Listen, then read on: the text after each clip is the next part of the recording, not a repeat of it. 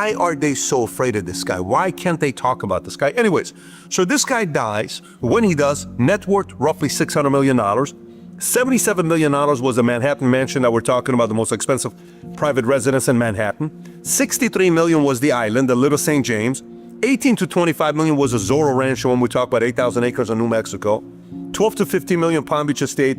Paris apartment, $8 to $10 million. Aircraft, roughly $10 million with the helicopter. Art cash. This is Truth Decryptor uncovering Jeffrey Epstein's shadowy $600 million empire and the ultimate cover-up. From Manhattan mansions gifted by billionaires to ties with intelligence agencies and a lethal autopsy controversy, this explosive segment peels back the curtain on Epstein's darkest secrets and what really happened behind closed doors. Jewelry investments, $300 million. This guy was 577. How the hell did you make that kind of money? What did he do? So if you go look at his background and his past, you'll notice this guy was born in Brooklyn in '53 to working-class Jewish parents. Father worked at New York City Parks. Epstein attended Lafayette High School, skipped 2 grades, and then attended Cooper Union and then NYU, but never graduated from NYU. At 14, he attended the elite Interlochen Center for the Arts on a music scholarship. Epstein later on used this affiliation to recruit girls into his trafficking ring, allegedly, that you read about, and even built his own lodge there. Then in 1974, he began teaching math and physics at Dalton, an elite Manhattan prep school. He was hired by Donald Barr, who is Bill Barr's father. By the way, Bill Barr's father wrote something very interesting. He wrote a book called Space Relations, a scientific fiction novel in 1973, set in a future where humans have formed an intergalactic empire ruled by aristocrats, where they ruled over and engaged in coercive acts with enslaved individuals, including teenagers, in a breeding clinic. Little weird. What book did your dad write? My dad wrote this book about, you know what I'm saying? A book about, enslaving individuals and engaging in coercive acts, including teenagers in a breeding clinic. Oh, okay, normal dad. Everybody's dad writes stuff like that. I mean, my dad wrote a book like that. You understand what I'm saying? That's a little weird when you go to, but what does Bill Barr have to do with this? We'll come back to this. So now later on, he goes to Bear Stearns, starts working there, enters into the financial network 76 to 81. So at the time, starts working with Alan Greenberg at Bear Stearns, becomes a partner in 1980 due to his skill in tax law, then insider training and mysterious exit. In 1981, he all of a sudden resigns. This rapid timeline sparks suspicion. Was his death truly suicide or a silencing? The stakes with Epstein's connections make this timeline chillingly ominous. Circumstances during an SEC investigation into insider trading linked to Seagram attempt takeover of St. Joe Minerals, an operation involving the Bronfman family. He was never charged, but was interviewed by the SEC, which was skeptical of his denials. Then, according to Stephen Hoffenberg and other sources, Epstein worked closely with British arms dealers at Sir Douglas Lease and Saudi arms trafficker Adnan Khashoggi.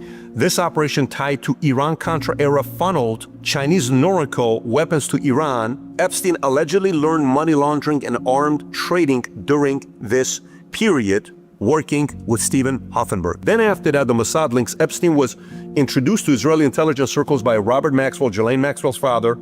According to ex-Mossad operative Ari Ben Menashe, he was approved by higher-ups in Israeli military intelligence and began participating in Israeli arms deals. So this next one, a very interesting mentor here, that even when I interviewed his brother, Mark Epstein brought this name up, Stephen Hoffenberg, the Hoffenberg era in the financial fraud from 87 to 93. Epstein partnered with Hoffenberg in a massive Ponzi scheme via Tower Financial. Though Hoffenberg went to prison, Epstein escaped prosecution. Hoffenberg later claimed that Epstein was the mastermind and the key figure in laundering those stolen funds. Nothing happened to him. Fast forward.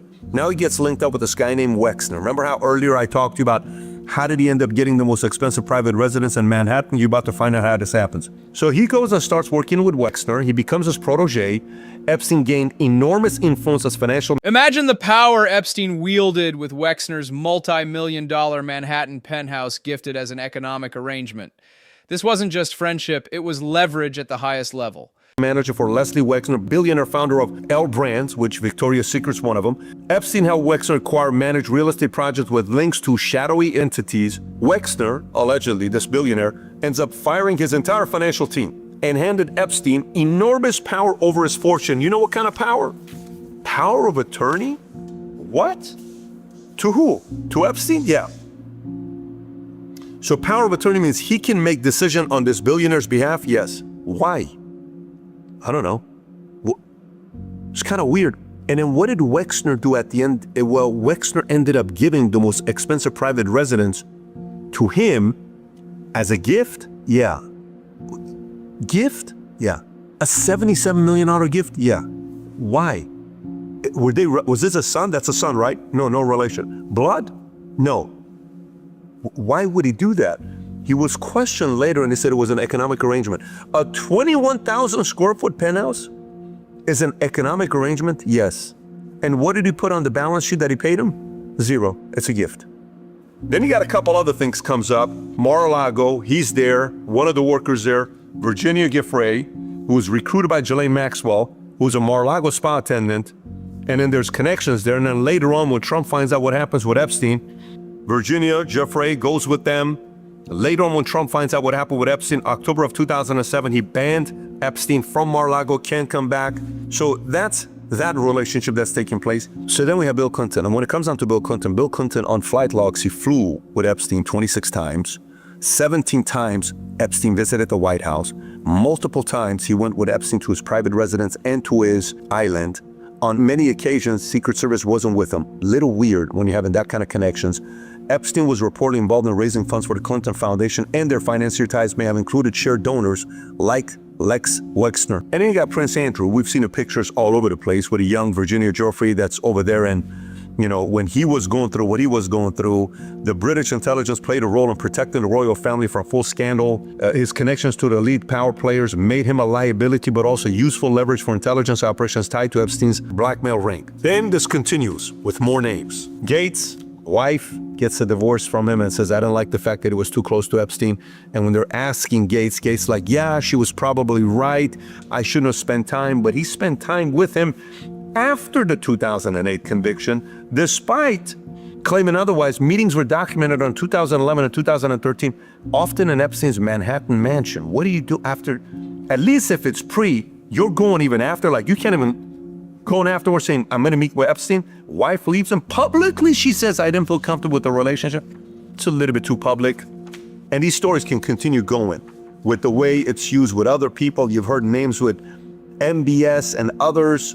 You know, there's been pictures with Musk and Ghislaine. But again, Musk could be simply at a party that's hanging out with other billionaires that they're there. Musk himself called the idea absurd and radioactive, stating Epstein never advised me on anything because Epstein apparently, described himself as an advisor during an intense period that they're negotiating certain things. Elon didn't like that. Leon Black, this one's a little bit weird with Epstein, co-founder of Apollo Global, later became a top executive at BlackRock after 2006. In 2019, Senator Ron Wyden released a letter detailing Black's financial relationship with Epstein. Ready for this one? Remember how that one guy, Lex Wexner, gave him a $77 million most expensive private residence in Manhattan? Look at this one here.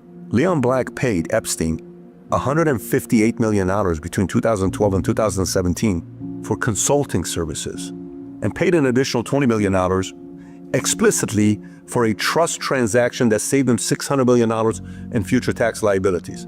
Maybe it's right. Maybe that's what it was. Maybe that's what he did. Little weird to pay $158 over a 5-year period. And then this continues, different visits. Former Prime Minister and Defense Minister of Israel between 2013 and 2017, frequent visits. Again, Barack visited Epstein's home in New York about 30 times between 2013 and 2017. 30 times? Maybe they're talking intel, maybe they're talking investments, maybe they're talking taxes. Maybe they're talking the most recent trade Yankees he's not happy about. I don't know. Maybe they're talking why the Knicks haven't won a championship since '72. Could be a lot of different things they're talking about. In one notable trip in 2014, Barack flew with Epstein from Palm Beach to Tampa on Epstein's private island. What are they doing? They're talking business speculation. I have no clue. Little weird, that many visits. Somebody may say, well, he's Jewish. So once you become wealthy, you're eventually going to be tied to whatever national. Okay, I'm Armenian, I'm tied to I'm Assyrian. Yes, that does kind of make sense. At this level, who knows? Maybe it is. It's a little weird. It's a little suspect. You have to put it out there. Here's a former Israeli intelligence officer, Ari Ben Menashe, has made several striking claims about Epstein's role as intelligence asset primarily for Israel's Mossad. Here's a small little assessment that he made, his assertions. You ready? Number one, Epstein and Maxwell were part of Mossad-run operations. He told investigative journalist Zev Shalev that he was introduced to Epstein and Ghislaine Maxwell in the mid-'80s by Robert Maxwell, a figure that had deep ties with Israeli intelligence. According to Ben, Epstein and Maxwell were already working with Israeli intelligence at the time, and that's in the mid-'80s.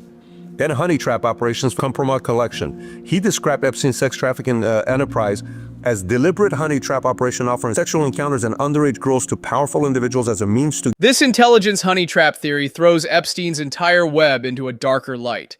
His crimes weaponized for espionage and control over the elite. gather compromising material, allegedly using to blackmail them on behalf of Mossad.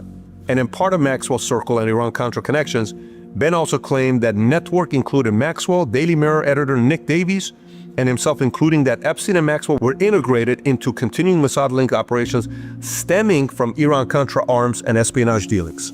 This guy's an intelligence officer. I just recently had a guy, John Chirac, on the podcast. He was the first CIA officer to come out and speak against the president for waterboarding, went to jail for 23 months. This CIA officer, whistleblower. So, do you trust him? It's up to you.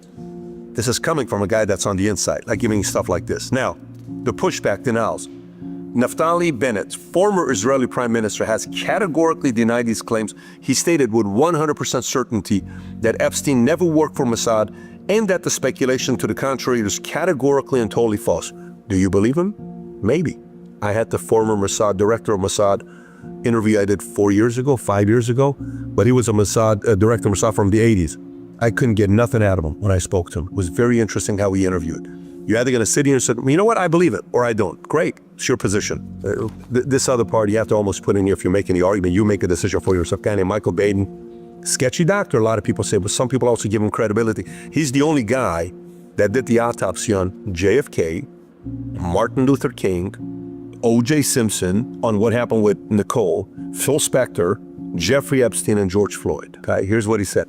JFK assassination, concluded JFK was shot from behind, supporting single shooter theory. Okay, MLK upheld that James Earl Ray was likely the lone shooter. All right, O.J. Simpson suggested murders occurred later than prosecution claimed, questioning wound patterns. All right, Phil Spector argued the victim may have committed suicide, theory rejected by jury. Jeffrey Epstein disputed official suicide ruling, said injuries consistent with homicidal strangulation. Homicidal strangulation? Yes. George Floyd concluded death was due to asphyxia from sustained neck and back compression. What Derek Chauvin had his knee on his neck, that's what they're talking about. Now here's a kicker before I say anything. Watch this. Jeffrey Epstein, the conclusion he came up with saying it's homicide, not suicide, he was hired by Epstein's brother to observe the autopsy. George Floyd, when he said it was on Chauvin, not anything else, that's after this Michael Baden guy was hired by Floyd's family for independent autopsy. And if I go back and look at O.J. Simpson, that was after he was hired by defense expert witness. Same with Phil for JFK, hired by the HSCA forensic panel. So it seems like whoever hires him, he favors the autopsy towards them. This segment digs into Epstein's mysterious rise from obscure beginnings to a multi-hundred-million-dollar fortune wrapped in elite connections, suspicious deaths, and hinted intelligence operations. We explored his unprecedented financial power with billionaires like Leslie Wexner, possible covert honey trap schemes, and explosive autopsy findings that challenge the official suicide narrative. If you want to unravel more hidden truths behind the Epstein saga, hit subscribe and ring the bell for upcoming deep dives. Your curiosity demands answers.